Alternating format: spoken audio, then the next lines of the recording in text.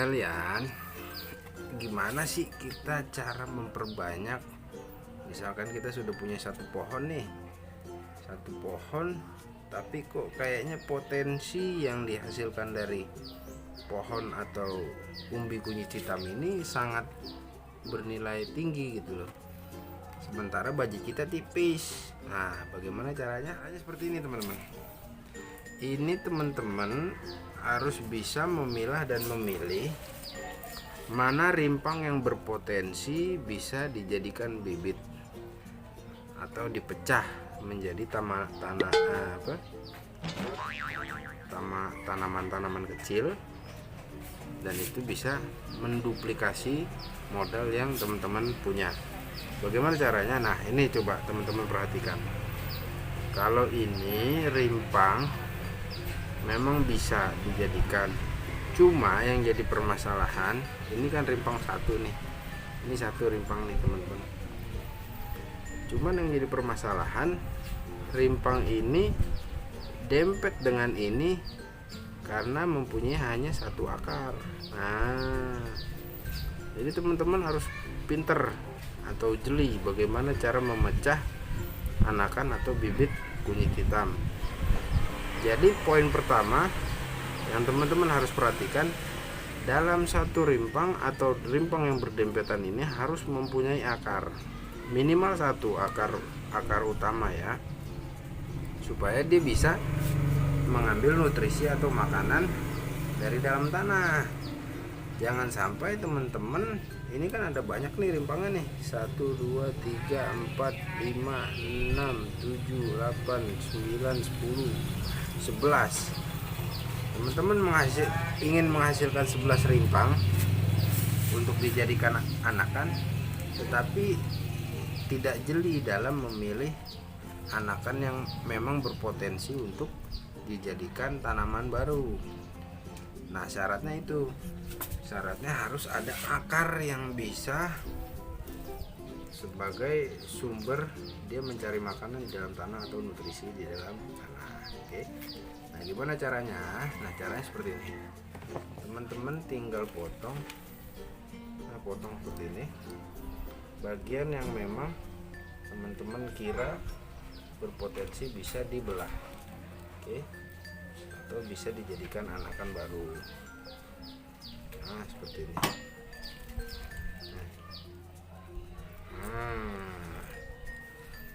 Nah, teman-teman, salah satu ciri yang bisa dikenali dalam kunyit hitam ini terletak pada umbinya. Nah, bagaimana ketika rimpang atau tanaman itu belum memiliki umbi? Nah, kita lihat aja umbi mudanya ini. Umbi mudanya ini bakal rimpang yang akan kita panen nanti ini seperti ini bentuknya, warnanya ungu. Nah, memang kalau memang kondisinya masih muda ini warna ungu, tetapi kalau sudah tua dia akan menghitam. Dan ini juga bakal tunasnya ini akan mengalami penuaan dan akan menjadi rimpang yang tua. Nah, warnanya nanti coklat kulitnya, tapi ketika kita potek atau kita belah itu warnanya hitam. Jadi ciri-ciri yang paling gampang kita kenali untuk tanaman kunyit hitam ini seperti ini teman-teman. Oke. Warnanya ungu kehitam-hitaman bagi anakan atau yang rimpang masih muda. Oke. Nah, setelah itu kalau sudah seperti ini kita bisa langsung menanam. Gimana cara nanamnya? Oke. Nah, teman-teman, kali ini saya akan melanjutkan video yang tadi, gimana cara menanam anakan yang sudah dibelah seperti ini menggunakan media tanam. Nah, nanti kita punya sesi tersendiri untuk membahas media tanam yang cocok, yang ampuh, yang aman untuk kunyit hitam bisa tumbuh hidup dengan baik dan maksimal tentunya, dan berharap dengan potensi panen yang melimpah. Oke, coba perhatikan. Nah, sekarang Sekarang kita langsung ke media tanam yang sudah ada. Nah, ini media tanam yang saya siapkan untuk menanam. Komposisinya seperti biasa, kotoran hewan. Kita sediakan polybag seperti ini.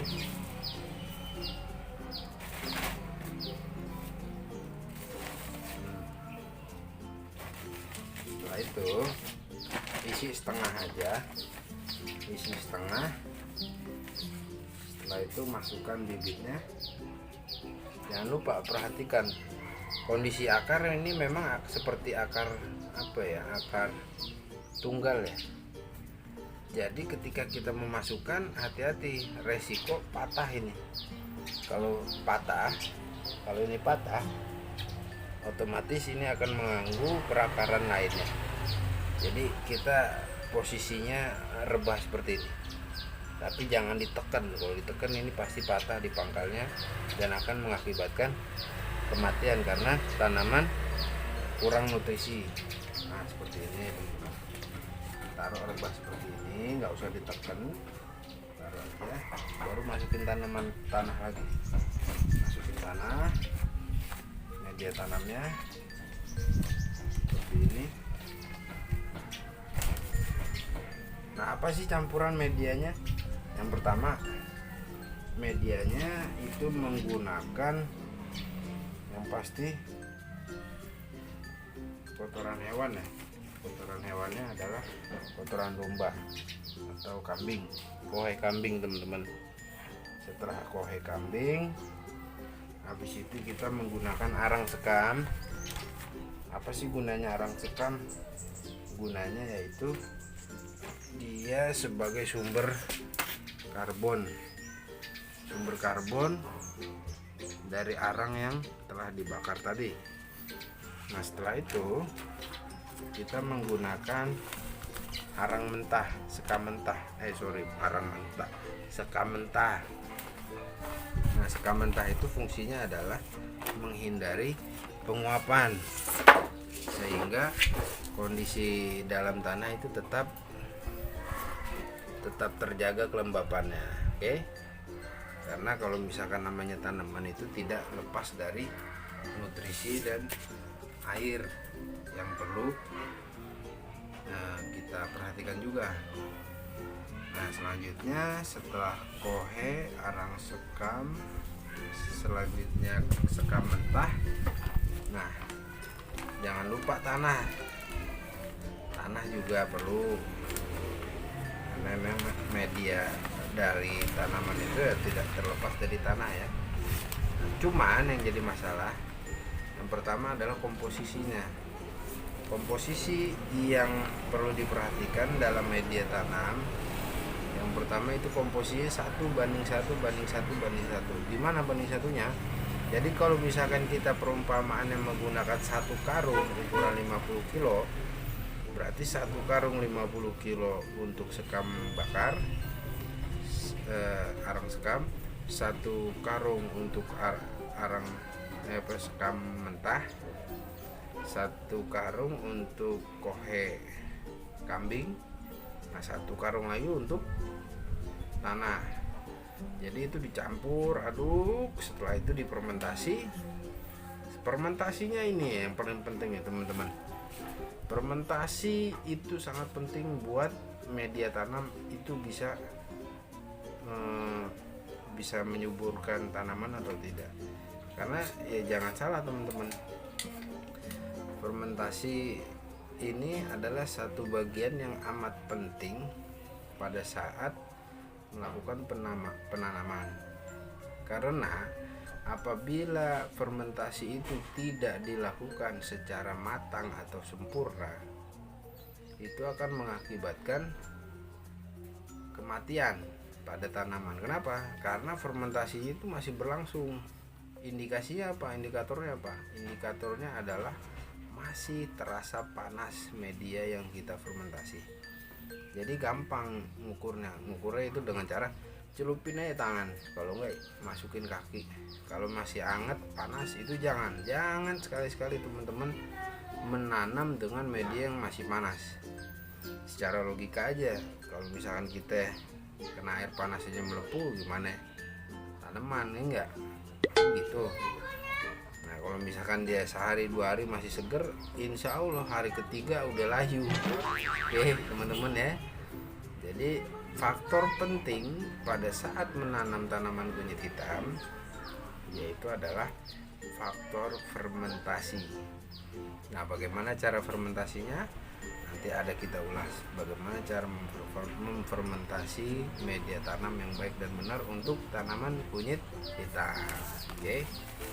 Nah terus gimana tanda-tanda fermentasi yang sudah matang atau belum?